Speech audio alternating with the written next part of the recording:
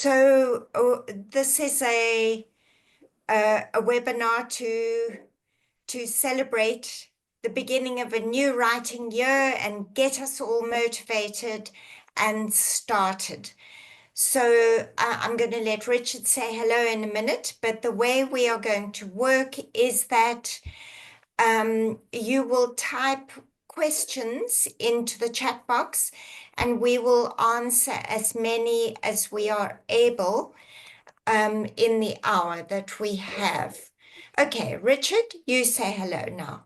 I just want to, no, I'm not going to say hello. I hate it when people tell me what to do and I automatically don't do it. What I wanted to say, in fact, was if you don't list questions in the chat room, we will just sit here staring at you. And that'll be fun. The New York Times has been running a project, or at least it did last year, encouraging people to look at famous works of art for 10 minutes, right? 10 minutes on their screen. And that's quite fun when it's a work of art, but when it's us, it's less fun. So I'm trusting you to list a number of questions. All right, a brief conversation that Josie and I had before we brought you all into being was, Josie, how's your writing year been going? Well, that the period between Christmas and New Year where we all think we'll be able to write and write and write wasn't particularly productive because as you all know, there are so many expectations on us at that time, and it went whizzing by with, you know, children, friends, people visiting, all of that kind of thing.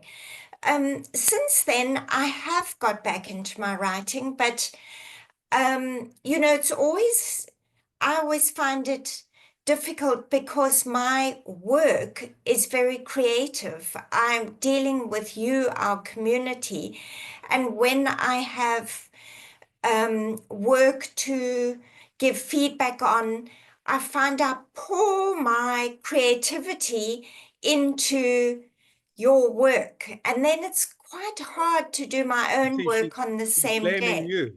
She's blaming you Yeah. for writer's block. So I have to balance quite well I have to, when there's a lot of creative work for All About Writing, I try to do that and then keep early hours, and early hours are my best. So I work early, but also I want to just say, don't forget that when you're doing other things, if you saw my newsletter, I've been doing a lot of long swims. But if you've been working on your writing, you go and have a long swim, you're still working. Your creative mind is still buzzing and working, and you get ideas when you're doing those kind of things. So let's say it started not badly. I would have liked to put more time into my own writing, but nonetheless, I have been working. Richard, how about you? All right, so I am doing a substantial edit on somebody's memoir, which is sort of half a rewrite. And I've been ghostwriting somebody else's memoir from scratch. And I'm writing a cozy murder mystery. So, and it's all going swimmingly. So I reckon the year has started very well. I'm boasting, by the way. As if we didn't notice. You didn't notice. I thought you might. I said as if we didn't. Yeah, yeah, yeah. Anyway, so I hope that you guys are also writing and have set aside some time to do so and have fenced that time, however limited. It really is important. Yes. Okay, Yes. I'm looking for some questions. No questions yet? Well, you normally swamp us with questions. I know. I mean, if you want to just say your question, okay, here's one. Hi from Cape Town. You both seem so creative. How important is it to write every day? Because I'm not able to every day. Okay. Who wants to start? Richard?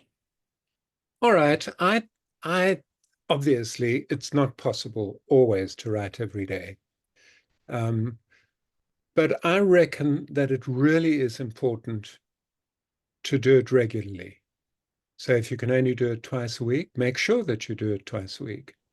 And if there is some kind of order in your life, then make sure you do it at the same time on the same day every week, because that'll help create the habit that will drive the writing.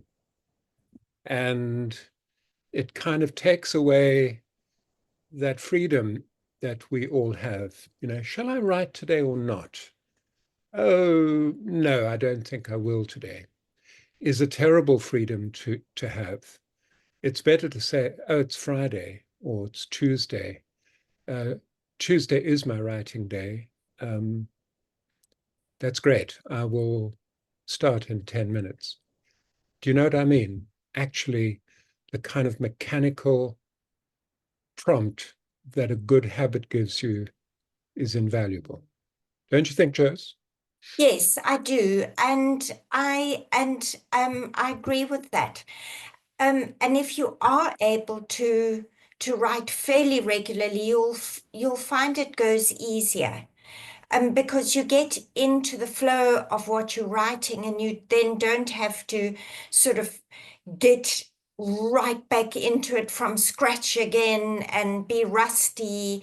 You're still thinking about it in between, and it goes easier. So, and I think it's very important to have that specific time that you've set aside for writing, because I promise you, you think we sound creative, but I wake up on my writing days, and the last thing I want to do is write, because it seems so hard, and I distrust myself, and I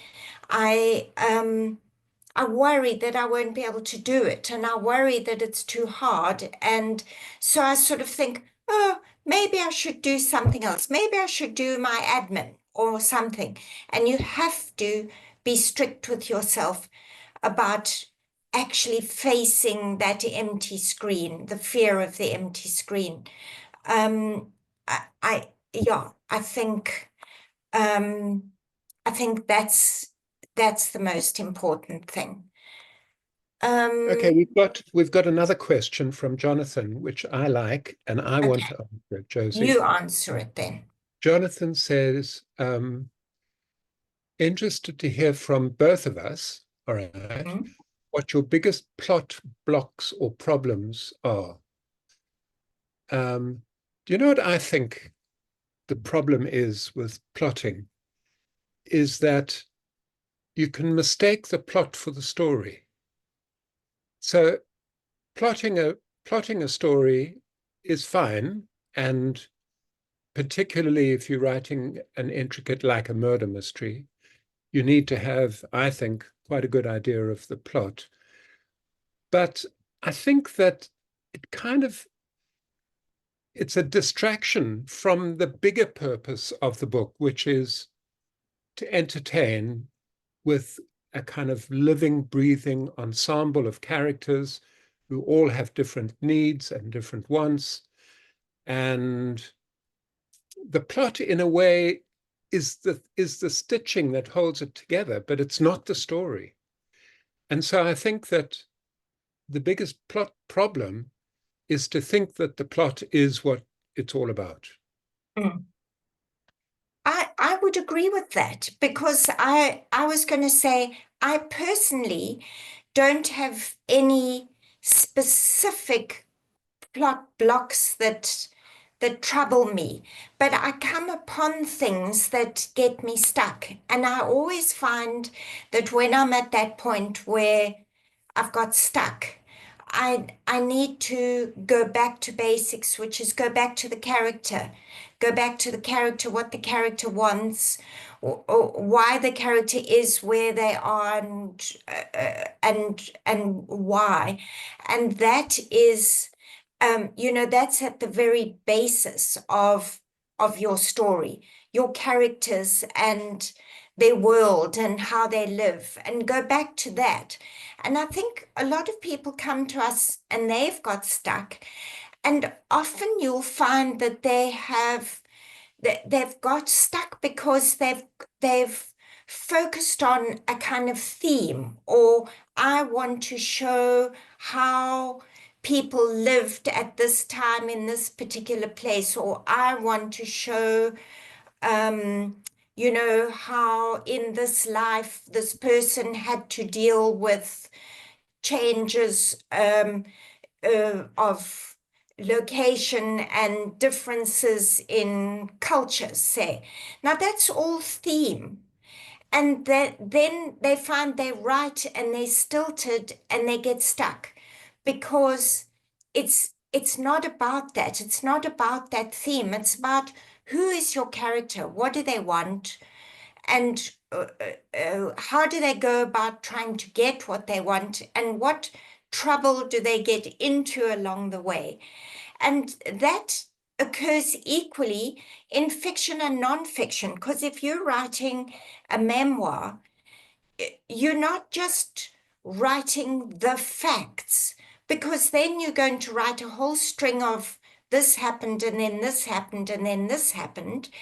And you're going to get stuck because it doesn't feel like like it's going somewhere specific. It doesn't feel like it has an arc. It's not rising in tension.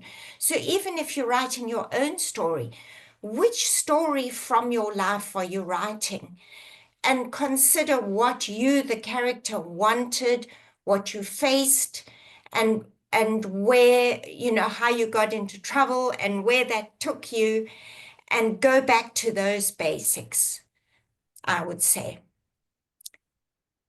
Okay, I think that's good. all Uh, right. So are shall you we? keeping an eye on the chat, Josie? Yes, I am. But I'm going down one by one. They're Yeah. still coming in. But let me start the next one then. So Claire asks how to know when to ditch the piece that's been hanging about forever. The first draft is done, a short novel. Do I revisit and resurrect or just put it away? It's very hard to say that for somebody else. But if, what I know for myself is that the first draft is only the very start. The first draft is like, and then I say, okay, now I'm going to start writing, basically, because most of my serious writing goes into the second draft. But you need to believe in it. You need still to have that sense of faith in it, that it can become something. If you feel you were going totally, you've got no interest in it anymore, it doesn't, it doesn't catch you and give you that excitement in the middle of the night when you think, oh, it excites me, then put it aside and start something new. I mean, don't sit staring at the same piece of work forever and ever without ever moving forward. Either put your back into it and think, okay, I'm going to make this work. I'm prepared to, I'm still a bit excited by it. So I'm actually going to put my heart and soul into it and make it work in the second draft. And that means not tinker. Tinkering is not a second draft. A second draft is what is wrong with this thing? How do I pull it apart? How do I restructure it? How do I focus on the characters? How do I then put it aside and kind of actually start writing it again, not just tinkering with the language. If you can still see yourself doing that, resurrect it. If you just cannot bear it, then put it aside because it's stopping you from. Some people write something that is a practice. You know, there are a lot of great writers who wrote a first novel, put it aside, did nothing with it, wrote the second, and the first was a kind of practice round.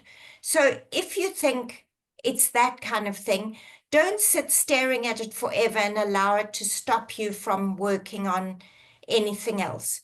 Put it aside, move on. Richard? Okay, some writers, and I always forget her name, but who's the most prolific American writer of the last 25 years? She writes 10 books a year. Oh, yes, She, her. I she's know her. been on the New York bestseller lists continually for the last 20 years. And she doesn't write literary masterpieces, but she is greatly loved by millions of readers. And she wrote 6 novels to begin with and didn't bother to submit them to a publisher. Okay, so she reckoned that her apprenticeship was 6 novels long. All right, so that's one anecdotal piece of advice from somebody who makes many millions of dollars every year. I wanted in just adding something to Josie's answer to draw in what Colleen said. She said, if you've written a novel that 3 different publishers have rejected despite revisions, is it worth still pursuing it? So it's not quite the same question, but there's a lot of overlap. I'm deeply affected by the kind of new industry, the new dimension of publishing, which is indie publishing, where otherwise self-publishing, where writers reckon that they are primarily running a small business. So they create the product, they write a book or 2 or 3, and then they sell the books online through marketing online. And the advice that they continually give is that when you've finished one book, start the next one. Don't hang about too long. Of course, if you need to do a second draft to get your book right, and maybe a third draft, but they say you're not going to be able to support yourself if you turn out one novel every 5 years. All right, because you cannot count on that one novel or that one memoir making your fortune. It's the very rare writer. So if you're thinking about writing as a means to support yourself or to become a substantial source of income, then you have to regard it slightly differently from if you're trying to write a masterpiece, or at least not a masterpiece, but, something that has literary merit. So the novel that 3 publishers have rejected, despite your having done the revisions that they asked, Colleen, I think you need either to think about publishing it yourself or move on to the next one and just say, chalk it up to experience and say, I've learned a lot from writing that. I'm going to apply what I've learned to the next one. And while I'm thinking of, well, I'm writing that, I will be thinking about the next one. Because I'm a writer and I don't write one book every 5 years, I write books all the time. Okay. Okay. So, Yeah, I, but I just wanted to add to that, that if the publishers actually read them, suggested changes, it means the book has some merit because otherwise it would have been rejected outright. And therefore, maybe you should consider, in indie publishing and looking at something like that. There are fewer and fewer books being published traditionally, sadly, particularly in some countries. So, there does seem to be a market beyond that. Anyway, that's just my Okay. addition. Val Bruce has asked an impossible question. Thank you, Val. I'm going to read it. She says, "This is a very busy time of the year for me. My life gets taken over by my editing deadlines. I haven't been able to tear myself away to do my own writing. So is there an alternative?" No, Well, no, there isn't.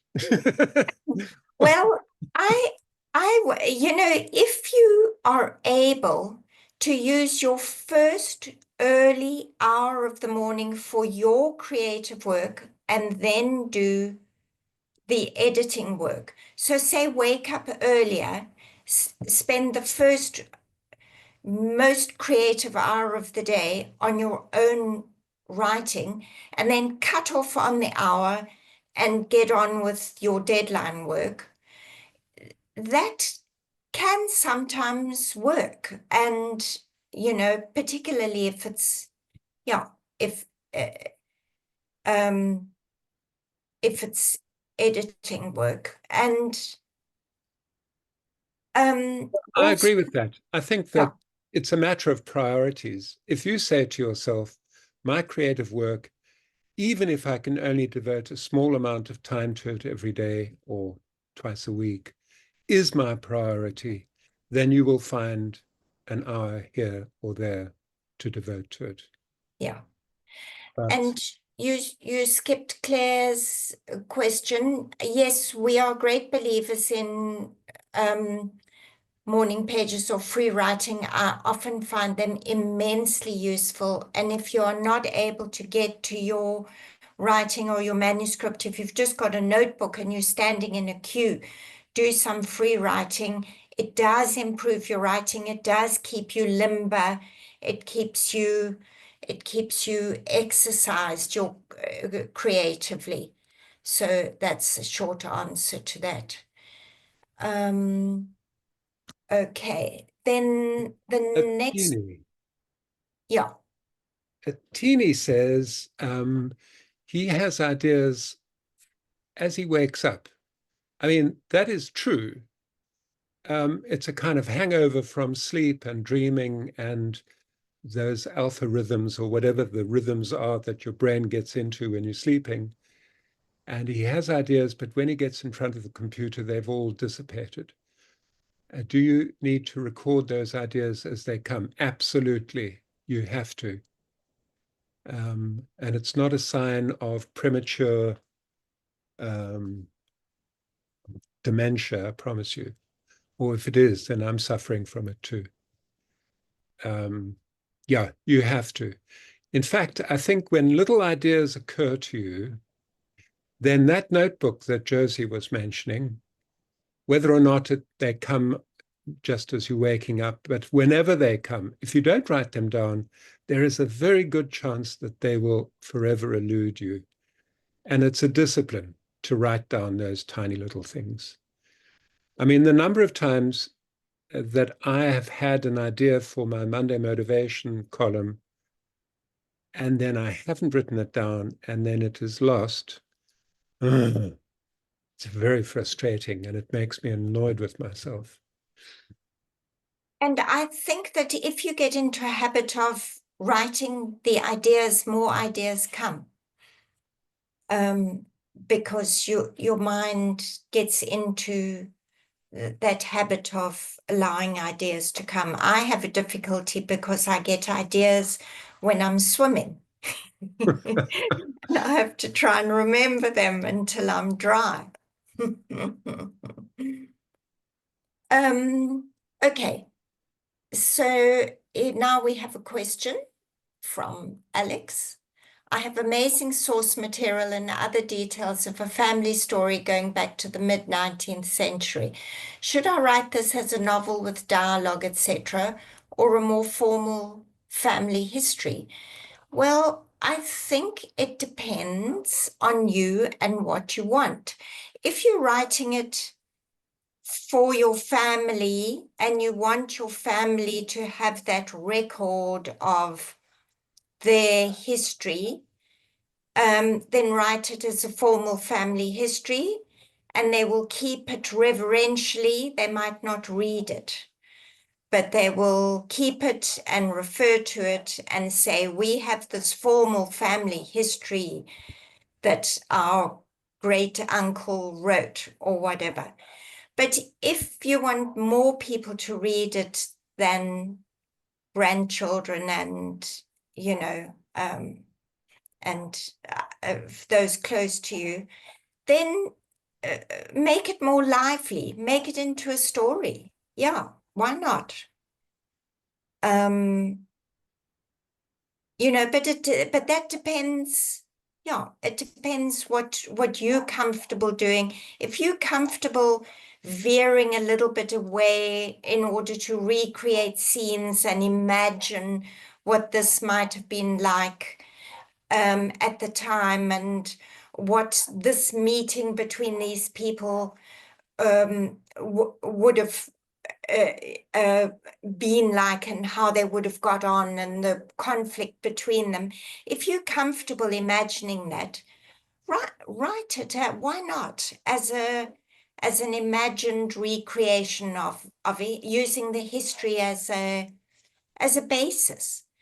Um, you know, Yeah, you know, yeah, yeah. Hmm? yeah, yeah. Yeah, I agree. Yeah, because you're not going to end up writing an academic history like a historian. So that would be a different thing. That would be then used as a sort of in archives, as an academic record of a period of time. If you write a formal family history, it's basically for your family, and nobody's going to read it beyond that. And if that's what you If want, they do, great. if they do. If they do, yeah, yeah. Okay. Um, Next one, Ina. All right. She says, I'm a deadline person, but I'm now busy with a memoir, and I find myself rereading everything that I've written and then re-editing and not going forward. How can I change this vicious cycle? Okay. I I can start if you're Go happy, ahead. Richard. All right. Yes, that can be a problem, but uh, uh, don't. The way to stop yourself doing that is not to allow yourself to go back to the very beginning every single time you write.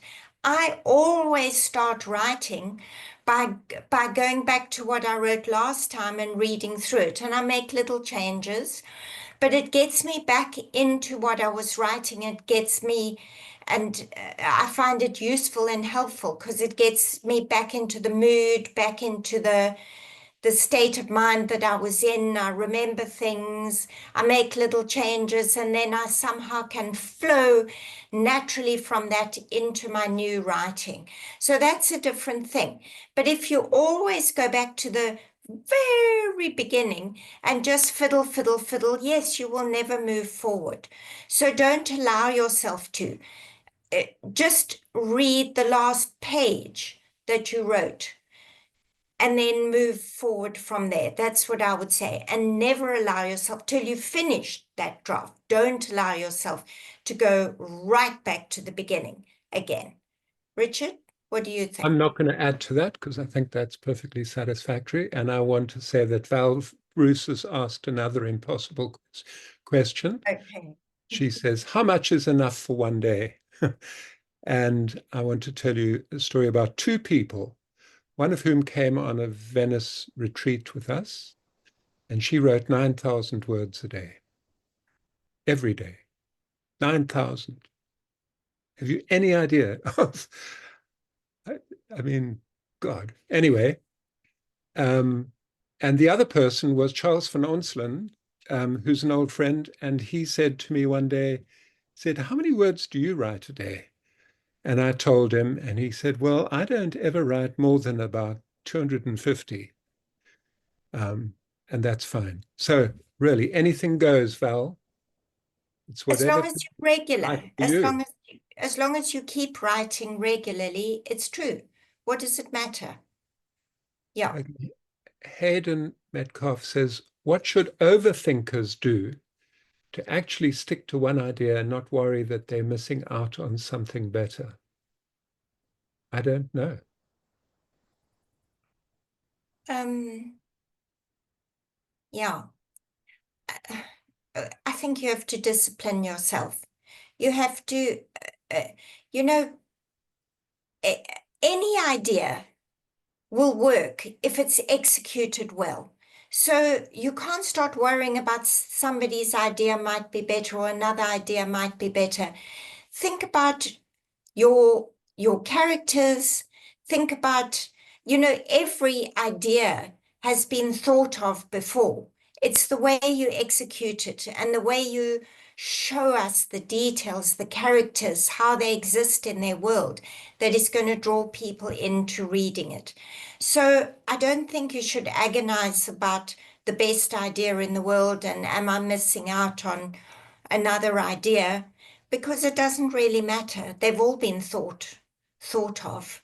You have to focus on knowing as much as you can about your characters and their world and the details around them, and showing that to us in the best way possible. That's how I would answer that. Okay. Shanta has a nice question. She says, how do I get to be a great eavesdropper in coffee shops and so on? Because it is notoriously difficult to eavesdrop without revealing yourself. Um, so, I mean, first of all, you've got to find a coffee shop where the tables are really close together. All right. And then I suppose you've got to train yourself to be more or less invisible. In other words, don't show an interest in what people are saying at the next table. Quietly attend to your notebook in which you are writing down their conversation and see how much you can hear. But the interesting thing about eavesdropping is it's often most useful when you're just catching the odd phrase. You don't want to write down like the entirety of a conversation, which is inevitably boring and repetitive. But the phrases that people use that you could never invent, those are the gems that you would like to record. So allow your ear to be alert to, if you can train your ear to be alert to, the striking phrase. I don't know how you can get, how I can give you better advice about how to be a great eavesdropper than that. Josie, I hope you don't have anything to add to that. No, I don't have anything to add to that. I'm going to jump into Teresa's question. It's a sort of double question. She says she's from a journalism background, which I am too.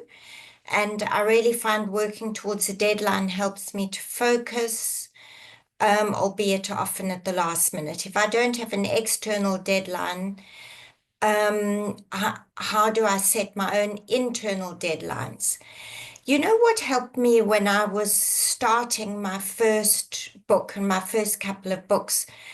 I found somebody that I respected, who knew I was writing, who would ask me each week how much I've written, and I wanted to please him.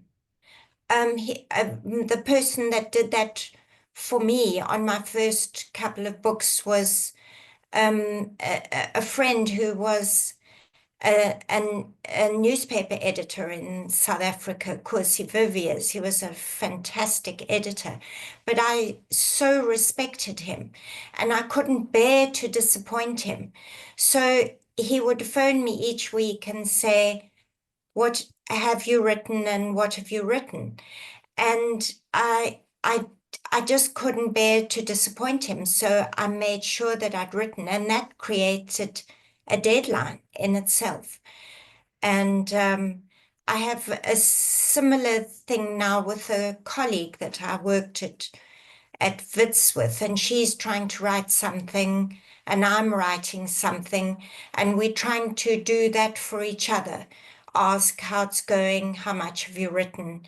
And it does create a bit of a deadline, more of a deadline than just trying to tell yourself to do it.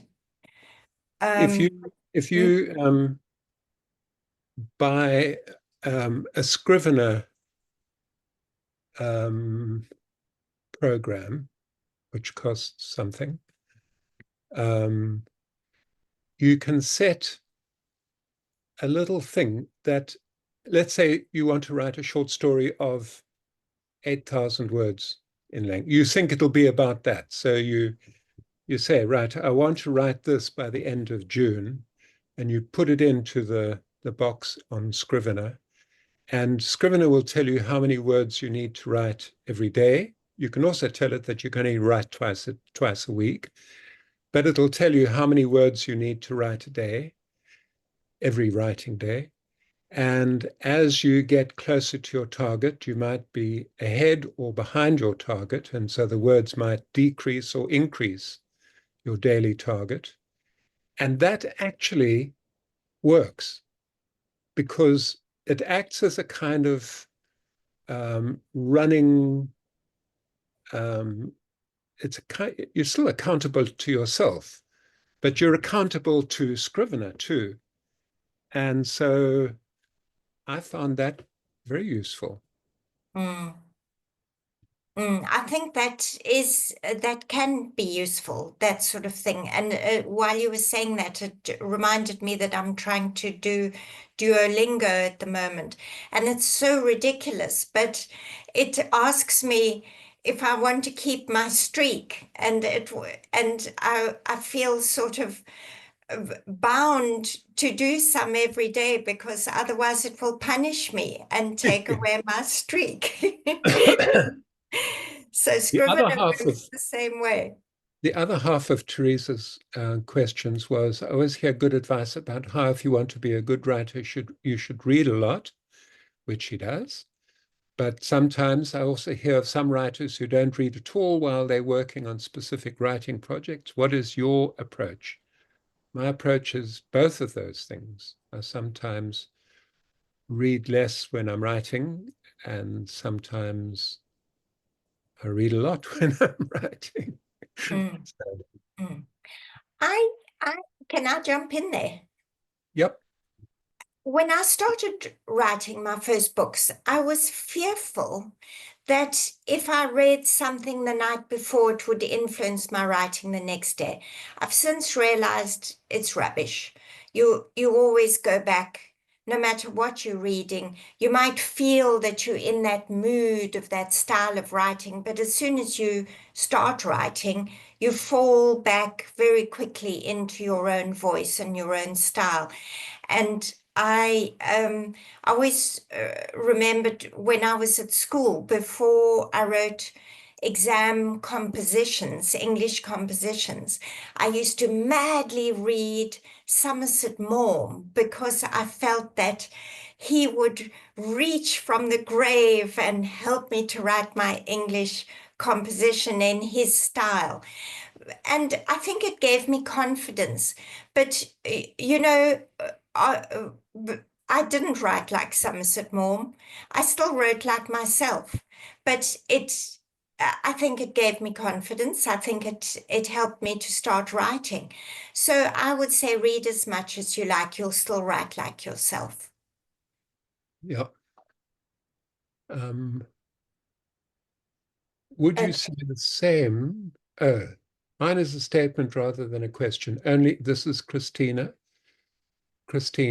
Only self-discipline will get me past this block: lack of writing, indecision, excessive research, disappointment in myself. Yeah, only self-discipline. Would you say the same about plotting in short stories? Oh, no, sorry, that's somebody else. Um, yeah, I mean, Christine, I agree with you. I sometimes feel like saying that writer's block is is a kind of luxury that some writers, it's a kind of luxury, or I know of one writer who kind of congratulated himself on having writer's block, as though it affirmed his status as a writer. Um, I had the good fortune of writing for many years to commission, okay, television scripts. And if I didn't write, I didn't get paid. So guess what? I never had writer's block. Um, all right. Yeah, yeah. Um, Shanta, we skipped over her. She asked about the 10-minute free writing. Does it matter whether it's done on a PC or longhand in a book? She prefers the PC for free writing, but longhand when observing. I think that's fine. Some purists say free writing works better longhand, but I think if you allow it to flow onto a PC, that's fine, whatever works for you. I think I don't think there's a rule there. Um, Julia Cameron says you must write in a with yeah, a fountain pen. No, she doesn't say that, but by hand. yeah, yeah. I'm not sure what Mari is referring to when she says, would you say the same about plotting in short Well, stories? the only question about plotting was that question we had earlier, which was, what was it?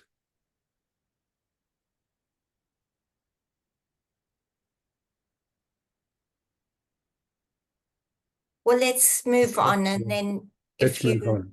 Yeah. yeah, okay. All right, Amparo. I want to write a memoir, and I got the suggestion to write things I remember of my life and then choose a section. I've been writing these, but I really don't know where to start from which point. Um, I think that you have to see your life as a series of stories.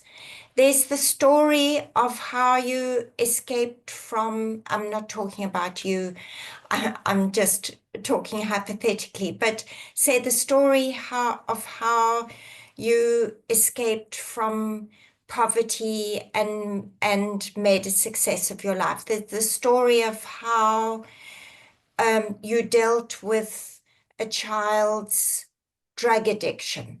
There's the story in your life of how you dealt with a marriage that went very bad and nearly killed you, and then you managed to escape from it.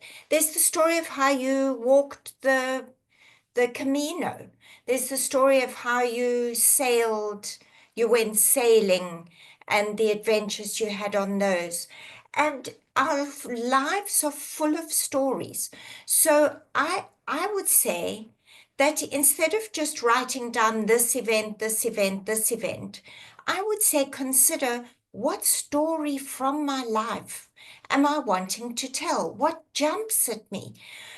That needs telling, and then use the incidents, the events that carry that story forward. Take that story and write it from its beginning and how it builds and grows in an arc until it ends somewhere with either a big revelation or your escape from um, you know uh, from being kidnapped or whatever it is. It can be a climax that is an actual physical climax. You reach the end of, after being, lost at sea, you are found. Or it can be that you work out this is the end of it, because at this point I had a huge revelation and I realized great things about my life. And that's where that story ends. But you need to think about, what is the story I'm setting out to tell? Because a life is not a story. A life is a life. But from that life, we can construct a story, any number of stories. So think about the story that excites you, and then think, where does it start? What did I want at that point in my life? How did I embark on that? What did I face? And go from there. And then I think you won't get stuck, because, it won't just be a string of events. It will have a shape and it will flow from the beginning through to the end. Another way of saying that is that the art of memoir consists largely of deciding what you're not going to include in it. Yeah. Um, okay. How do you overcome Pamela? How do you overcome boredom? Or is boredom a sign that your story isn't working? Um, Pamela, it could be that boredom is a sign that you suffer from a condition. I have a relative who's just been diagnosed with ADHD and is taking little pills, and his whole life has been transformed and given continuity, and he's no longer bored. You No, know, yeah. I jest. I jest. Um, it can be it can be a sign that you have um, overstayed your welcome with the manuscript. But I happen to know what manuscript you are talking about, Pamela, and I think you need to overcome your boredom. Yes, I think so too. And I think sometimes, and particularly thinking of your manuscript, sometimes you can think it's boredom, but it's unsureness. You think, I'm unsure of myself, and that manifests as a feeling of sort of boredom. But nobody else is bored, so um, you know, believe in it, and it's not boring. Trisha's just reminded us that the person who wrote 6 novels, knocked off 6 novels in order to hone her skills as a writer, was Nora Roberts. Okay. How do I fictionalize? Anita says, the facts of my memoir. I tend to want to be factual. Well, a memoir is about facts, actually. If you want to turn it into a kind of auto fiction, kind of fiction inspired by life, but nevertheless doesn't pretend to be the truth, there is that problem. We call it the reality trap, actually, and it afflicts people who do use. It afflicts some people some of the time who do use real experiences as the inspiration for a work of fiction, and they find themselves saying, "Well, my character wouldn't do that because they didn't do that in real life." And you have to you have to make strenuous efforts to separate the fictional character from the real life, um, because we do tend to want to be truthful. I think it's because as little children we were terrorized into being truthful, and writers, of course, are professional liars, and it's very difficult to lie when you begin, but I'm telling you, it gets easier as you get on. But if you are writing a memoir, as Richard said, then you can recreate to the best of your ability, but you are making a pact with your reader that says that what you are writing is substantially the truth. Yeah. Claire Clift gives you some good advice. Maybe you could set your stories somewhere improbable, and this would force you, I love this phrase, to baptize your facts in the waters Yes. of fiction. Yeah. Uh, Nice. that's very nice. Yeah. Okay. That's true. In fact, one of the things that we talk about on our writing course is that for characters, most of us borrow features of real people when we're developing characters. And we say that you can actually steal a complete character. You can take, a sibling and steal the character and then put that character into a work of fiction. And pretty soon, the character that you stole, the real person, if you like, will be confronted with choices and situations that haven't occurred to him or her in real life. And they will start taking on a life of themselves. They will start fictionalizing themselves. Um, so that's another kind of method of introducing lies into your fiction. Richard, what do you think of Estelle's question? She says, when writing a multi-centered character story, is it smart to have one central character that will sort of be intertwined amongst the other characters, or just run with all the characters? Everything's been done. So if you take George R. Martin and the books from which the television series was derived. So the books are called what? Ice and Fire, the Stories of Ice and Fire? No. Anyway, he tells his stories from multiple perspectives. And in one of the volumes of that enormous work of his, which I think is very well written, by the way, he has 16 different characters, each of whom is given a chapter at a time to advance their story. And they all living in the same world, and they all more or less involved in the same overarching story. But there is no central character. Although inevitably, some of the characters get more chapters than others do. So you can say some are more important, or you can have,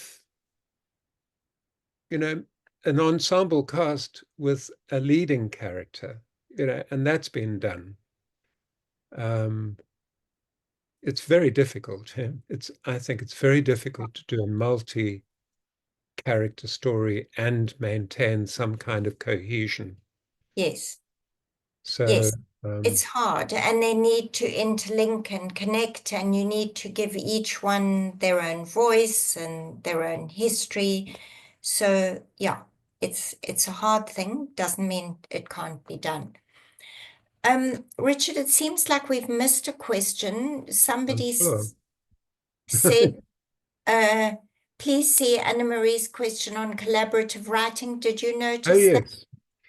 Yes, I did. I mean, any advice on collaborative writing? Um, I mean, the most successful collaborative project that I am currently aware of was the multi-volume series of books collectively called The Expanse, which was turned into a television series. And it was written by two writers. And they did it like this. One would write a chapter, and he would then send the chapter to his collaborator. And the collaborator would do a deep edit on it. And then he would write the next chapter and send. And so they ping ponged it between them. So each of them got a chance to do a deep edit on the other's work. And that kind of ensured that it looked like a single writer. And it was published under a single writer's name. So it looks as though it's been written by one person.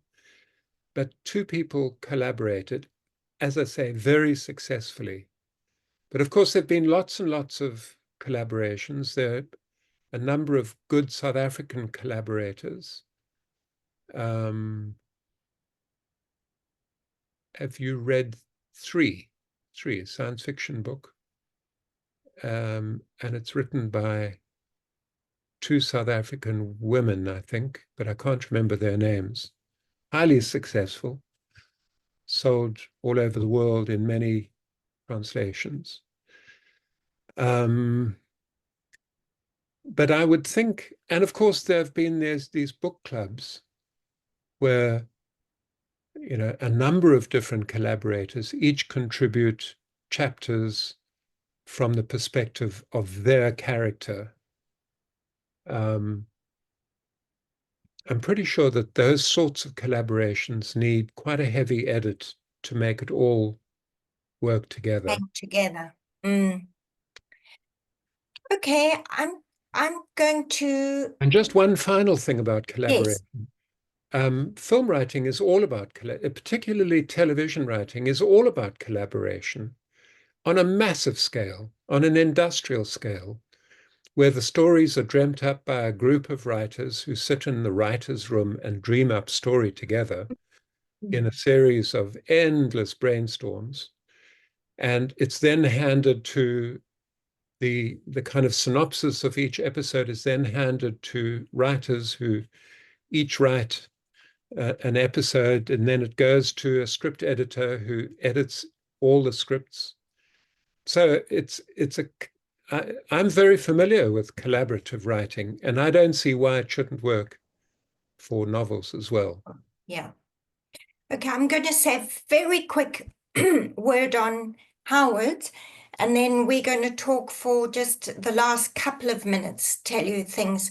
Howard, being contrary, says he thinks that some people need a whip to be cracked, but he feels that writing when you're in the mood or in a flow will produce better writing.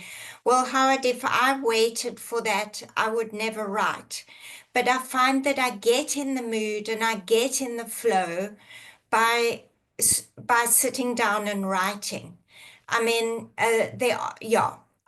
Generally, that's I could go on, but I think that's my feeling. If you can make it work, brilliant. But for a lot of people, like myself, if I was too kind to myself and said, "Let's wait till I'm in the mood," I would just never be in the mood unless I make myself sit down There's and that quote from Hemingway. We attribute all these quotes to Hemingway. I don't know who actually said it, but he said, I only write when I'm inspired. Fortunately, when I sit down at my typewriter every morning at 9 o'clock, I am inspired.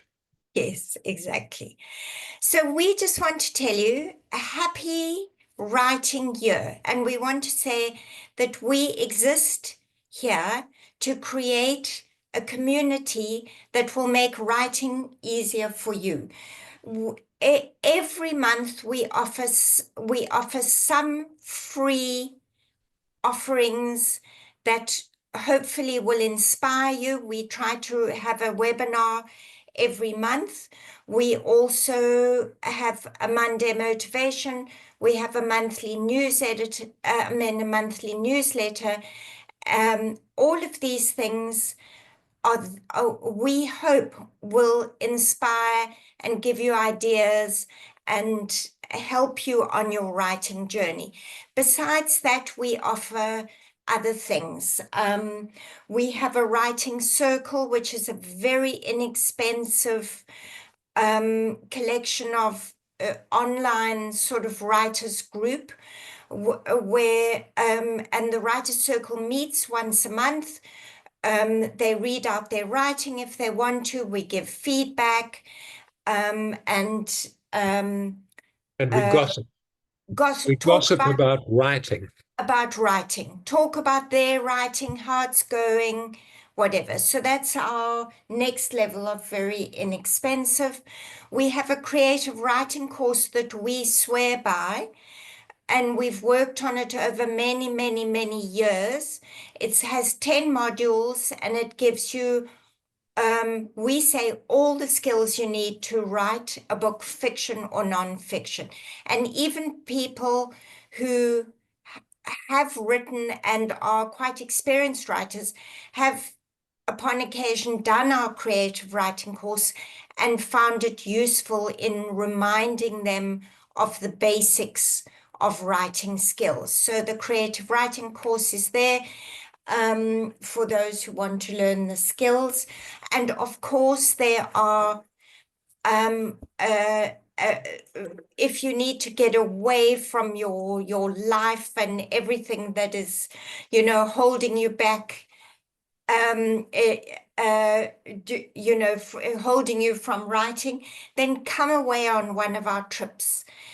Berrydale in the Karoo, 4th of July, there's the first weekend is a memoir workshop, but the rest of the week from Monday is a retreat where we will give one-on-one help to people, no matter what they're writing, either fiction or non-fiction.